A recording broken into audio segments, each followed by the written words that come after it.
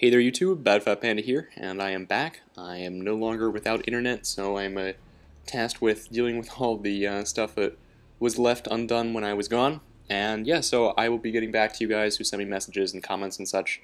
But I also wanted to give a big thank you and welcome to all of the people who have recently subscribed to me via my Machinima post and stuff. Yeah, so Machinima actually decided to post my video the day that I left, so if you didn't catch my post on Saturday, when I just came back from vacation, there's a link in the description to that video as well on the bottom of this one. If you wanted to check it out, feel free to do so.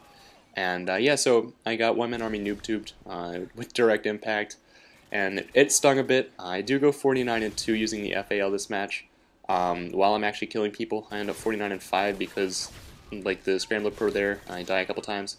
And I find using Cold-Blooded and Scrambler to be somewhat, not ineffective, but just sort of contradictory. Why would you be not wanting people to know where you are when you're using a perk that allows people to know where you are? It doesn't really make much sense to me, but go ahead and use it. So I'm going to be using the Holo with stopping power. It's not a lot of people don't use it in the community, those who upload games, but I feel that it's really sort of, it works wonders, and here's the reasoning behind that. It's pretty simple. Using a holographic sight on the FAL, if you have stopping power, it allows for one-shot headshots and 2-hit body kills no matter what range they are. But that you can use any other perk and still get 2-shot body kills. But the one-shot headshots are great, and a lot of people don't really understand that. If you wanted to give it a shot, feel free to do so. I guarantee that if you use it for a week or so, you'll never go back. It saved my ass a couple times, and since then I've really been using it. I'm playing on the PS3, and because of the low resistance of the controllers, I tend to use the FAL a lot more than I do on the 360. I love the gun, and I get a lot of requests for it, so I thought I would implore you guys and use it a couple times. Something you're also going to see me using a couple times is One Man Army, especially in this video as well. I'm trying to get just a wham bang game. I don't know where wham bang came out of, but okay. Of using One Man Army with its intended use, and my reasoning behind its intended use is simple. To not use teacher close noob tubes and to actually use it by changing classes, so that you can have multiple attacks on different situations to adapt to your new position, whether you get a manual kill streak or if you're calling air support, if you're going to call air support soon and wanted to switch to hardline. Normally for me it relies on moving my red perk and my guns to accommodate it, but you're going to see me using danger close and with the riot shield and blast shield, mind you, not One Man Army noob tubes. So you're going to see me using danger close, cold-blooded, hardline, and stopping power, and I'll interchange those throughout the match. I don't really consider this a that awesome of a game. Like, I want to get like a 80-100 kill game with One Man Army. And yeah, so this guy comes after me repeatedly, and because I have a Scrambler right behind me, it is insanely hard to defend against him continuously because he has Final Stand as well, and it's sort of pissing me off, and he kills me one before my AC-130 on a 10 kill streak, son of a bitch. But I don't hold grudges, it's the internet, and I continue plodding along and trying to get my kill streaks up again, but my Pavelow does go to work, and believe me when I tell you it goes to work, it doesn't stop.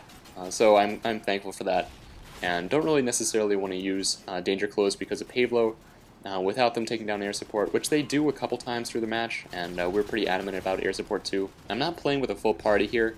It's just 3 of us. One disconnects toward the end of the match, and unfortunately we can't prolong this beyond 2 rounds because the randoms are pretty strong about planting the bombs and getting this finished as fast as possible, which I tend to use every advantage to try and win the first round as long as we are planning, and then blow the second round when we're on defense, because it's simply easy to do, and makes it easier for the third round when you're obviously defending because you have more kills in the enemy team because they're not as organized as you when you're in a full party and such. I've pretty much already relayed that in a couple demolition matches that I posted earlier, so that's all old stuff. But yeah, so I really don't have much else to talk about the gameplay that much. You're going to see me using a couple classes. My AUG class is with Hardline, so you see me pull that out before I get my 6 kill streak Harrier the next time. And I pull out Danger Close for my AC-130, and it does some work for me. The guy who killed me too, I was like checking the scoreboard to see like how good he was. He went 3 and 10 and then rage quit, and that was unfortunate, I guess, but I was undaunted.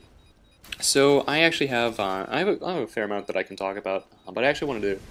I read a fair amount when I am during the summer in general, and I know that's sort of contrary to a lot of people, especially those who watch my videos, and because I've gotten that feeling from a couple people who has actually posted comments on relating to the matter. But I thought I would give my book advice just the same because it's my channel and I can do whatever the hell I want. But I will talk about it briefly and not really take up too much of the commentary. Yeah, so the house we actually rented actually had like a full stock of Stephen King paperbacks and hardcovers and such. And I found a couple that I reread, including Misery, but the one that I hadn't read, somebody skipped me, because I'm a huge Stephen King fan and I tend to read whatever he wrote. Under the Dome, by the way, is great. I read that like within the week it came out. That was good. I broke my rule.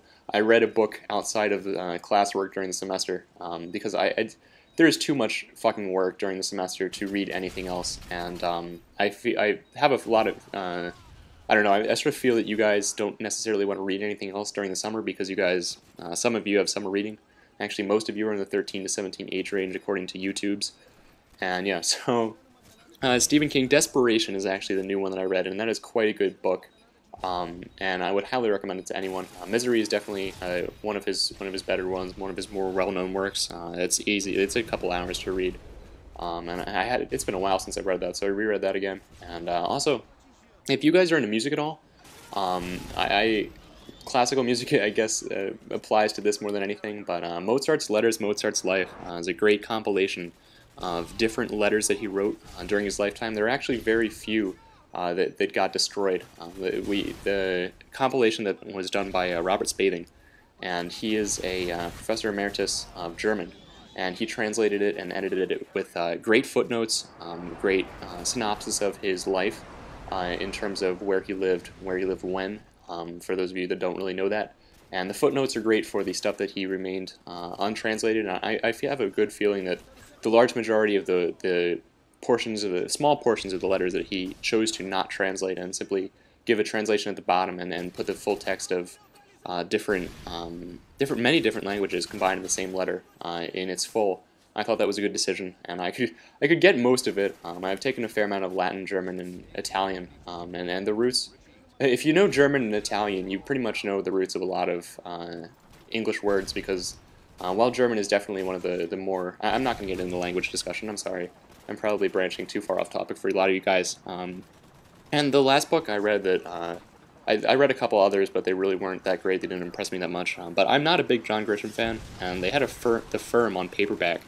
And I read through that, and that was actually a good read. I have to give it to him, and I might actually start reading some more of his. I have previously not been a fan, been unimpressed with I think I read one book, I think it was The Client or something of the sort.